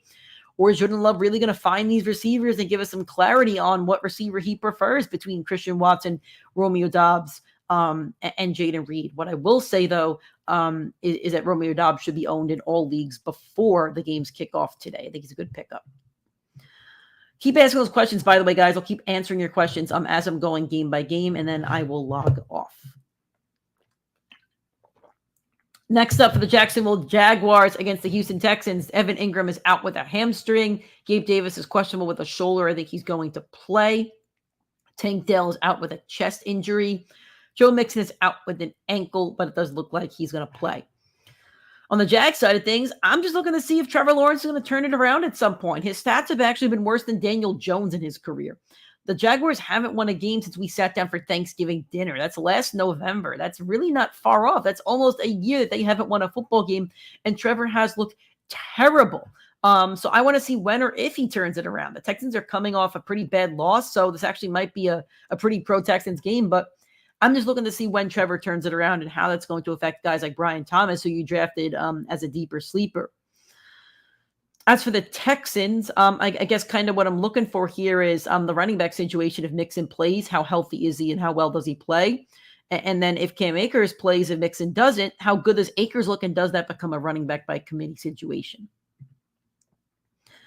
Next game, the Pittsburgh Steelers at the Indianapolis Colts. For the Steelers, Jaylen Warren is out with a knee that does help Najee Harris. Other than that, they're pretty good to go. As for the Colts, center Ryan Kelly is questionable, just mentioning that because the Steelers defense is excellent. And the tackle Braden Smith is also questionable. I'm assuming both will play. On the Steelers side of things, here's what I'm looking for. I want to see, how Fields continues to progress and how that offense looks. It's a great matchup for Najee Harris. Nick has him on his all-boom team. I have George Pickens on the all-boom team. The Colts allow the third most fantasy points, 2 wide receivers at 33.8. 3 wide receivers have had 70-plus fantasy points against the Colts this season. Pickens has had double-digit fantasy points in 2 out of 3 games this season. The only one that he did not was when he went up against Patrick Surtain and got shadowed. So I want to see how the Steelers offense looks week 4 with Justin Fields and against a bad defense. My question for the Colts is simply Anthony Richardson. How good or bad is he? He looks bad so far. He was my biggest quarterback bust candidate going into the season, and so far he does seem to be living up to that prediction by yours truly. He's affecting Michael Pittman, who's had a really rough season, and he's affecting Jonathan Taylor, and I have Jonathan Taylor on my all bust team. I don't think you can bench Taylor, but temper those expectations. Going up against the Steelers defense, who's allowed the second fewest fantasy points to running backs, an average of 12 on the season. They have faced Bijan Robinson, who scored 16.1, the Broncos running back by committee, and then J.K. Dobbins, who scored 8.4, which is also a low on the season. My other concern with Taylor with Anthony Richardson is not targeting him. His targets through the games are 0, 4, and 2. Taylor's going to have a really tough time being effective on a week-to-week basis if he's not scoring a touchdown every single week without targets. He does have 3 touchdowns already, so his stats are a little bit inflated. But I am still very, very concerned with the Anthony Richardson situation. From Dale, for half PPR, Kyren Williams, Najee Harris, or David Montgomery, pick 2. Great question. I think you have to play Kyren Williams for sure. It's a tougher matchup against the Bears. I will say the Bears defense is pretty stingy. But Kyren Williams is the heartbeat of that team right now with both receivers out. I want to pull up Kyren Williams' numbers at the moment, so give me a minute. Kyren Williams at the moment is running at 4 on the season. His numbers are 14.4, 15.2, and 31.86 against that tough 49ers defense. So you can't bench Kyren Williams. Dale, if you've been listening into the rest of the show, Nick gave his take on Najee Harris. I'll give a take on Montgomery here. The Seahawks allowed the second most fantasy points to running backs last season.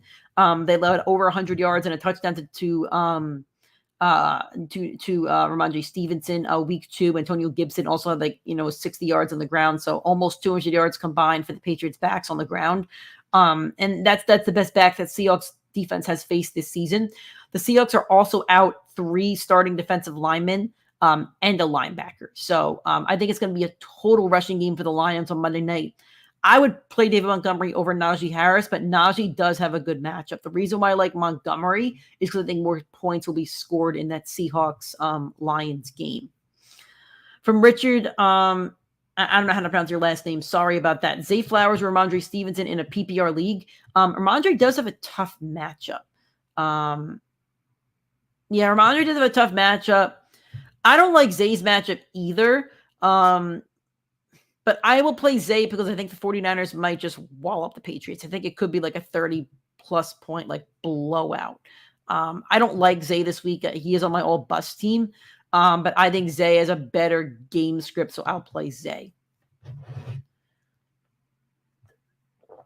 Thank you guys for continuing to ask those questions. Going to keep going through the rest of these games at the hour 20 mark of the show. Denver Broncos against the New York Jets. Not really any injuries to kind of talk about in this one. Here's what I'm kind of looking for in this, though. I want to see the snap shares of the Broncos running backs. And I want to see how each running back does, because there's a lot of controversy as to who's going to be the starter going forward. Javonte Williams has not looked good. One to kind of watch here is Tyler Bidet. I think it's Bidet or Batty. But he's actually looked the best back out of Julian McLaughlin and Javonte Williams. So that is one to watch, and that's what I'll be watching in this game. As for the New York Jets, I'm looking at the receivers. I'm looking at Garrett Wilson, and I'm looking at Tyler Conklin. So I have Garrett Wilson on my all-bust team. Broncos have allowed the fewest fantasy points to wide receivers, an average of only 14. Patrick Surtain is going to shadow him. Garrett Wilson has yet to crack 15 points on the season in a game, and he's yet to crack 60 yards. But I'm looking at Tyler Conklin, who had 93 yards on 5 targets last week. So that's what I'm looking for on the Jets side of things. And if Conklin has another good game, that's a trend, and he needs to be picked up in all leagues. Philadelphia Eagles against Tampa Bay Buccaneers. Devontae Smith is out with a concussion. A.J. Brown is out with a hamstring injury. Lane Johnson is questionable with a concussion as well. I think he's going to play. As for the Bucs side of things, both running backs are a little bit banged up. Rashad White has an illness. He should play. Buck Irving is a hamstring. He should play. So what I'm looking for in this game is, how do the Eagles function without Devontae Smith and A.J. Brown on this offense? Do they run the offense through Dallas Goedert again, who is on my all-bust team? I personally think that the Bucs should double team him. Does Jahan Dotson get some boomer bust value? Is it going to be the Saquon show? Or do the Eagles just get completely bottled up without their receivers? On the Tampa Bay side of things, I want to see the running back snap share. This will be what I'm looking for every single week. I want to see when Bucky Irving is officially going to lap Rashad White. It will happen at some point this season, at least in my opinion. And I'm going to keep watching for it on a week-to-week basis. The Washington Commanders against the Arizona Cardinals. Austin Eckler is out with a concussion on the Commanders side of things.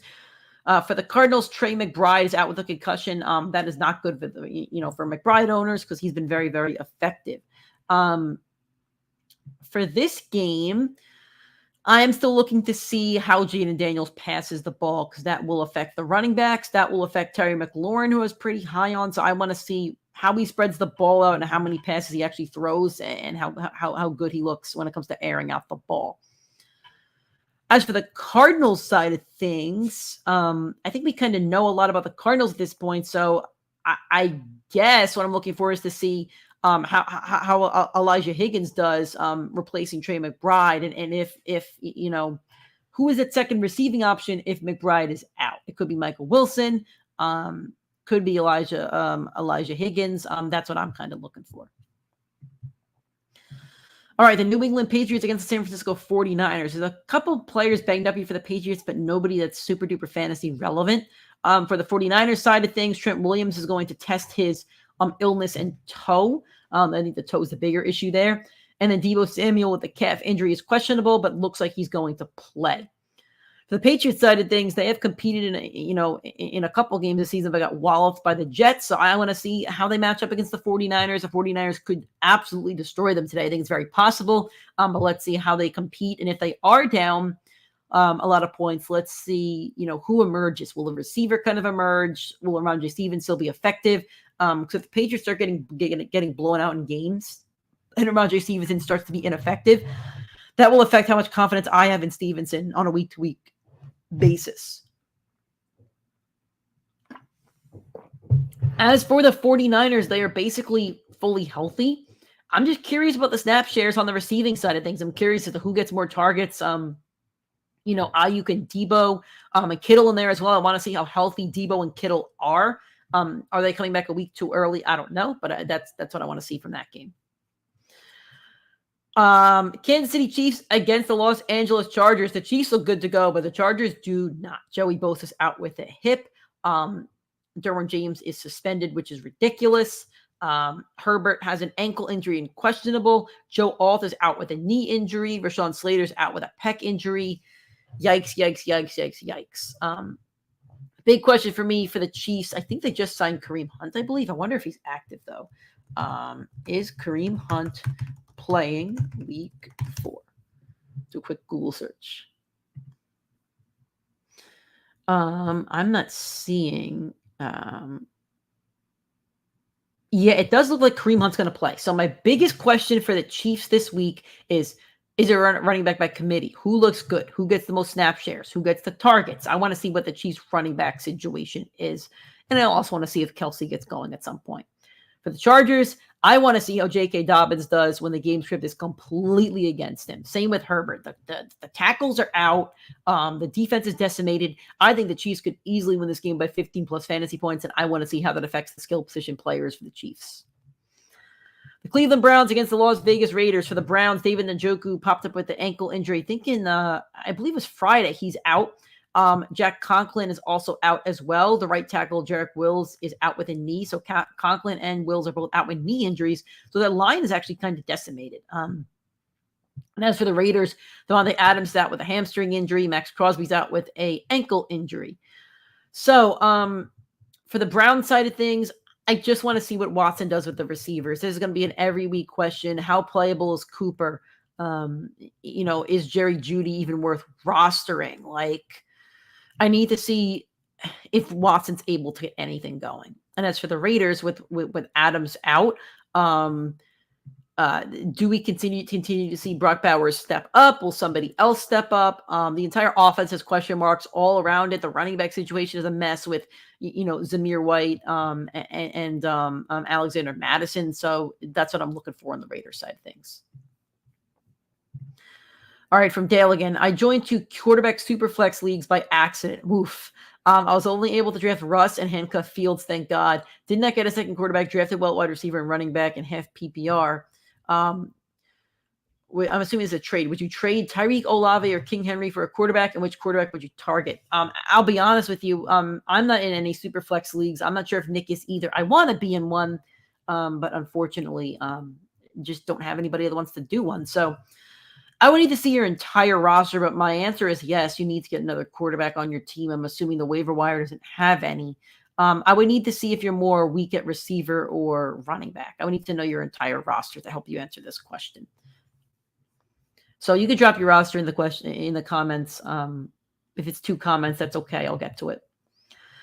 Sunday Night Football should be a great game. I hope at least. For the Bills, they look pretty healthy, and for the Ravens, they also look pretty healthy. They do have a left guard out, a D tackle out. For the most part, pretty healthy.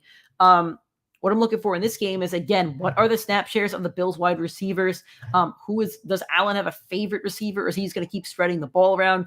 Is it going to be rolling the dice every single week?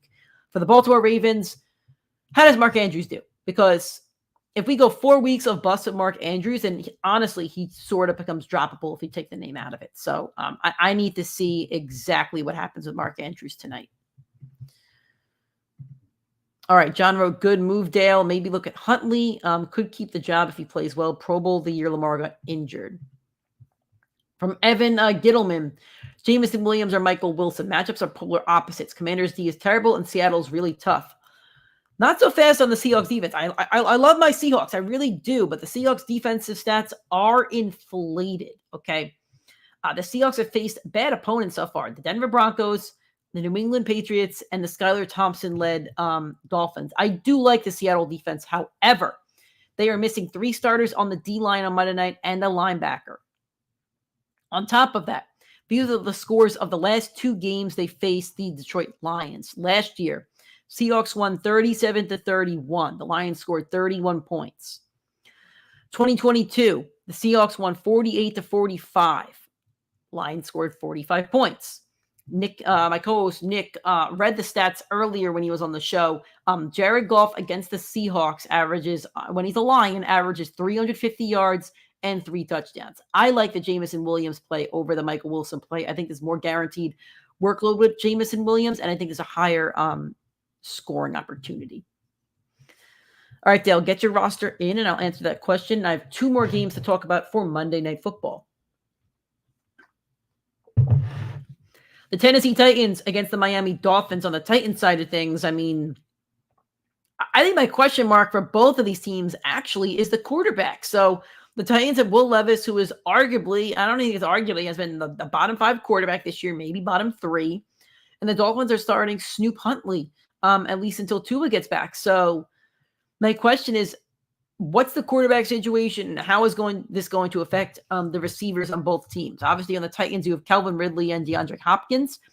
And on the Dolphins side of things, you have Tyreek Hill and Jalen Waddle. And me and Nick are both kind of out on the Dolphins receivers right now. So I would like to see how the receivers do in this game because I'm very, very concerned. So the wide receivers you have are Hill, Olave, Calvin Ridley, Garrett Wilson, Darnell Mooney, Juwan Jennings. Running backs are Henry, Ford, Chase Brown, and Jalen Warren. So you cannot trade Derrick Henry. You need to keep that running back room, steady. You can trade a receiver, though. I will never advocate for trading Tyreek Hill. So I will actually advocate here for trading Garrett Wilson.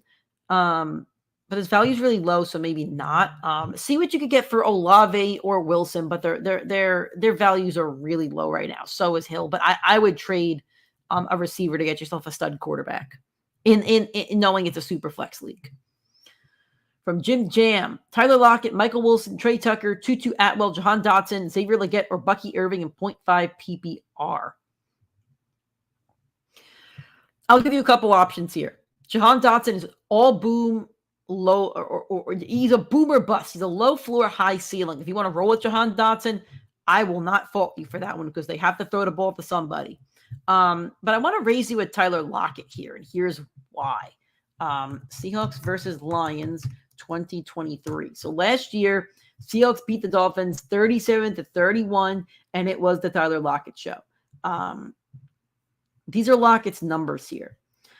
8 receptions, 59 yards, and 2 touchdowns. He had 10 targets, led the team on this day. So I would go with either Jahan Dotson or Tyler Lockett. Lockett's going to have an opportunity to score a lot of points in this game. The last 2 games that the Seahawks have faced the Detroit Lions. Seahawks won 48-45 in 2022. Seahawks won 37-31 in 2023. There'll be a lot of opportunity for points scored. Here's the other reason why I like Lockett. The Lions are really, really tough on running backs. Here are the numbers. The Lions allow the fewest fantasy points to running backs in 2024 and 8.0 average. In 2023, the Lions also allowed the fewest fantasy points to running backs. I'm reading off these numbers because I think the Seahawks will abandon the running game and will have to pass the ball more. And I think the Seahawks might be down in this game. So I would go with either Lockett or Dotson, whichever one that you feel more confident in. From Isaac, I don't know how to say your last name, LaChance. I don't want to butcher it. Sorry about that, but he's a Yankee fan, so we like that. We got to take it all the way this year. Can't mess around anymore. Play Brian Thomas Jr., Jalen Waddle, or Jamison Williams. Is this PPR? Because that will affect my answer. Please let me know in the comments. And then I'll get back to your question. From Steep Turns, Khalil Shakir or T. Higgins? Great question. Are these PPR, these questions? And Samaje Perine or Alexander Madison? First question is for a flex. Second is for a running back 2. I lost Pacheco due to injury, and I'm weak at running back. I also lost Pacheco due to injury. So I'm going to come back to your question. Let me know if it's PPR. I'm going to go back to Isaac. So you just let me know it is PPR. So PPR, Brian Thomas, Jalen Waddle, or Jamison Williams. I'm not sure if you just heard me talking about the Lions-Seahawks game, but I would go with Jamison Williams here. So the Seahawks-Lions, last 2 games, I've repeated this multiple times throughout the show, but I'll keep repeating it and hammering it home. The last 2 games, the Seahawks have played the Lions. Seahawks won 48-45 in 2022. The Seahawks won 37-31 in 2023. There should be a lot of points scored in this game. Against the Seahawks as a Lion in 3 games, I believe, Jared Goff is averaging 350 yards and 3 touchdowns against the Seattle Seahawks. I don't want Waddle anywhere near my lineup. I love Brian Thomas's talent. I don't love Trevor Lawrence right now. Jamison Williams is the play in this one, to me at least. So now back to this question. Khalil Shakir or T. Higgins? That is PPR. It's tough. So here's the thing. I like Higgins' matchup. He's going up against the Carolina Panthers. The Panthers do not have a good defense, and I really think that the Bengals just have to get going. It's week 4. They can't fall to 0-3, and T has to be a big part of this, this plan here. But Khalil Shakir has been the most playable Bills receiver. He's an average of 14.3, wide receiver 17 on the year. His points are 13.2, 10.6, 19.2. I will still go with T. Higgins because I have a soft spot for the Bengals. I just think he's too talented and the offense is talented. Then we have Samaje Perine or Alexander Madison. Man, I'll go with Samaje Perine only because I think that the Chiefs are going to kill them in that game. And I don't like Madison running up against the Browns front seven. That's going to be really, really tough. But that's a tough one. That's a really tough running back room. All right. Johnson is still undecided on Jaden Reed or Deontay Johnson. Jaden Reed has 14 targets all year, but he's almost guaranteed to score when Love plays, and they're home. I would play Deontay Johnson. It's a revenge game for Andy Dalton. Deontay Johnson had a great game last week. I just want to pull up his game log here. The Bengals secondary has also been terrible. The Bengals have not been good against receivers this year. But I do want to pull up Deontay Johnson's game log real quick and his points scored. So last week with Andy Dalton starting, he scored 26.2 fantasy points. He had 8 reception on a whopping 14 targets for 122 yards and a touchdown. I wouldn't fault you for going either way, John. But Deontay Johnson is just a target machine. He's also faced the Bengals a lot in his career. Remember, former Steeler. All right, so I am going to wrap up the show in a couple minutes, guys, but the questions are still rolling in, so I'm going to keep answering those questions. If you're a first-time viewer coming in, we do this show every single Sunday. It's normally me and my co-host. He had to bounce early at 9:30, but that's okay. We do a live show every Sunday, 8:30 a.m. Eastern time, YouTube, Facebook, and Twitter. YouTube, Facebook, and Instagram. And we also give you 2 shows during the week that are pre-recorded on our YouTube and audio streaming platforms. If you're watching the show live and you're enjoying it, make sure to drop a like on this video. We really do appreciate that. Make sure to subscribe to the YouTube channel and hit that bell icon so you get notifications every single time we go live. Looking for any other questions here. I want to make sure I don't miss one. Corey Jackson, who is the best flex this week? Is this a PPR league? I need to know that. Pop Douglas, Darnell Mooney, or Calvin Ridley. If this is PPR, I'm going to go with Darnell Mooney. I think the Falcons, divisional game. Kirk is starting to really find his groove. I just don't like the other quarterback situations. I trust Kirk Cousins. From Jim Jam is a defense question. Saints, Titans, Raiders, Rams, or Packers?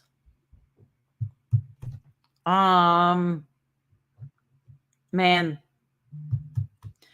I don't want to play the Rams. I'll say that. The Rams have not been good against quarterbacks, receivers, or tight ends. I don't want to play the Packers. They've been good against, Sam Darnold's been good. The Raiders are banged up without Max Crosby. So if they had Max Crosby, I'd be more inclined to play the Raiders. Don't really want to play the Saints. I think I'll go with the Titans, but I don't like any of them, honestly. I'm looking for sacks and picks, and I'm going to go with the Titans. I'll go with the Titans, but it's really tough. Shared on X, appreciate that. So we actually used to stream. We use a service called StreamYard, and we could stream on 3 different platforms. X was one of them, and then when Elon took over, we had to pay a premium to share on X, and the questions still wouldn't pop up on our feed. I know you can't see my screen, but on my screen, I see all the YouTube and Facebook comments. Instagram, I don't. Instagram, I got to switch over to another tab. But we did want to stream on X. But we do love the vibe of our chat every week. It is a very lively chat. We've had some people that have been in this chat for 4 years during our lives, and we have a lot of fun during it. So thank you to the regulars that do jump in, and hopefully you guys join us. Every week, even if all our takes aren't correct, because fantasy football is a guessing game. All right, get those last questions in now, guys, because I'm going over the last game. It's Monday Night Football, the Seattle Seahawks against the Detroit Lions. They are banged up on defense. They are missing 2 linebackers, 2 guys on the defensive line, including stud defensive tackle Byron Murphy, is a rookie.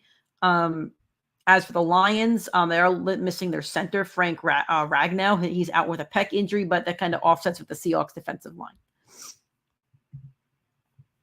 Yeah, I would go with Mooney over them just because I think Ridley's the most talented.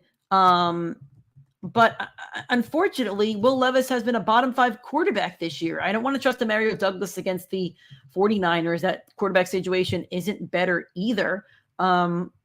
So I will go with Darnell Mooney, who's proven that, that he's a very he's a startable receiver, in this league.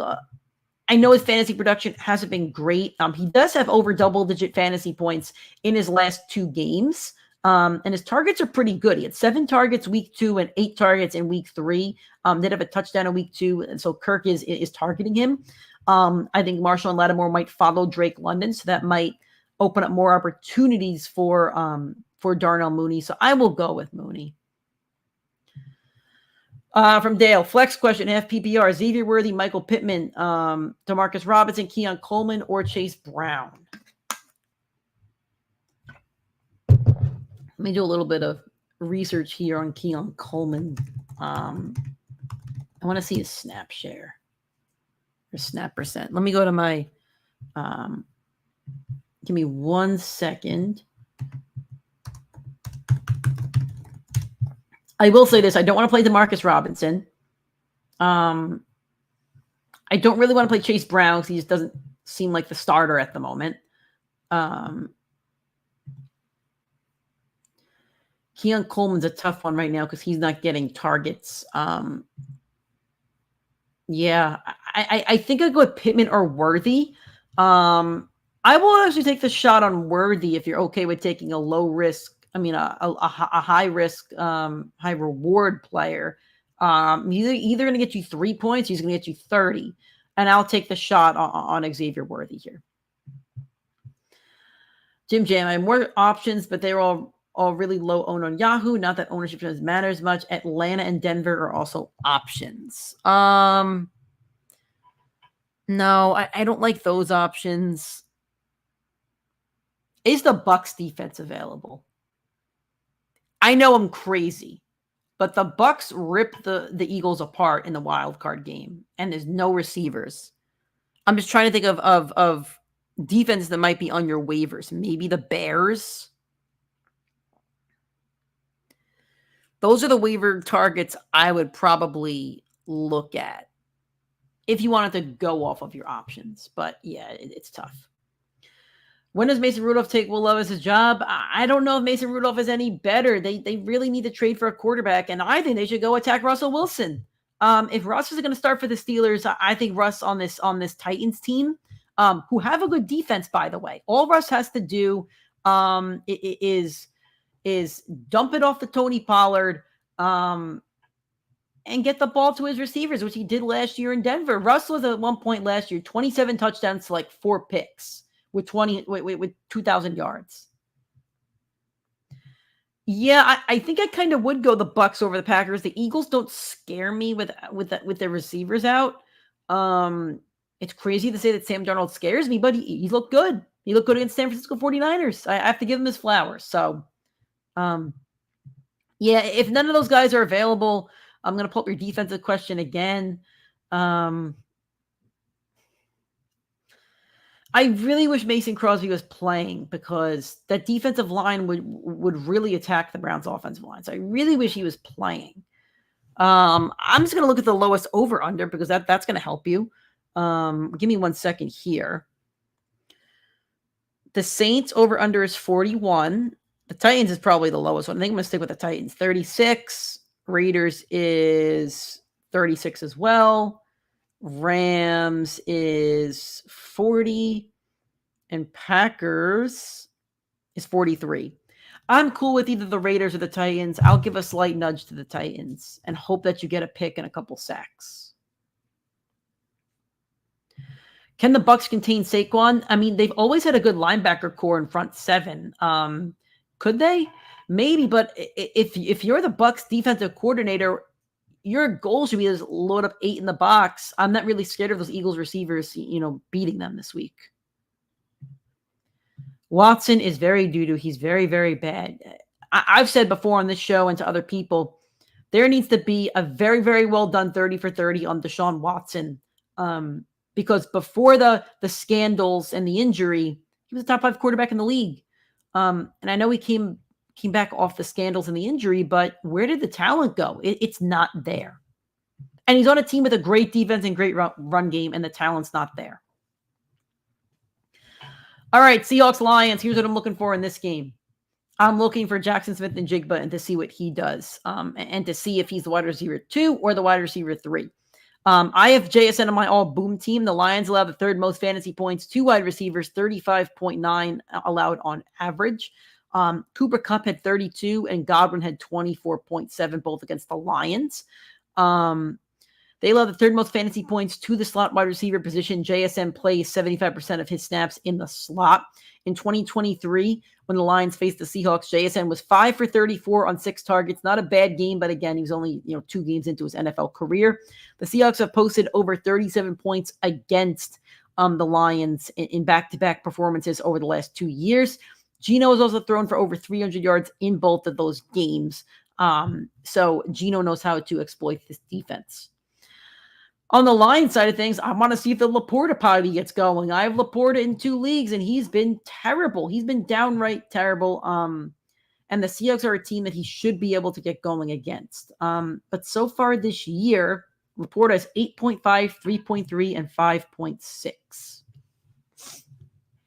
All right, guys, that is our Week 4 live show. If you have any other questions, get them in the next 60 seconds. Essentially watching Kink go through progressions and had to have his playbook dumbed down for him. Maybe he looks terrible. There's nothing good about him. So if you guys have any more questions, get them in the next 60 seconds as I roll out the plugs. Thank you all for joining us for the live show today. If you're watching on YouTube or Facebook, make sure to drop a like on this video. Make sure you subscribe to our YouTube channel, Primetime Fantasy Football Podcast, and hit that bell icon so you get notifications every time we go live or drop a video.